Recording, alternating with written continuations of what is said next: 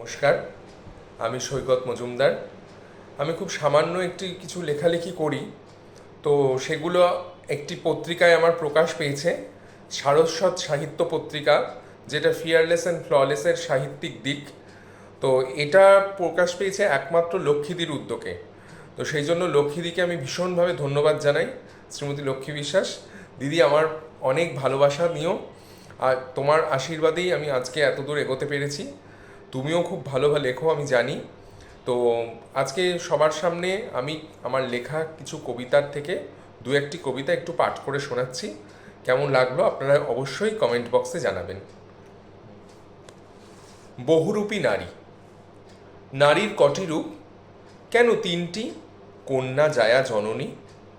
ভুল, এছাড়াও রয়েছে অনেক রূপ যা তোমরা দেখেও দেখোনি।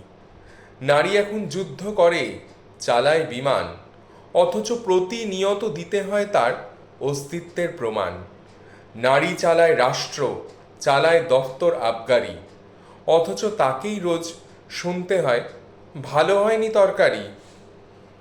যে নারীকে মূর্তিরূপে করো তোমরা পূজা, তাকেই আবার শোনাও তোর বাচ্চা হবে না, তুই একটা বাঁজা।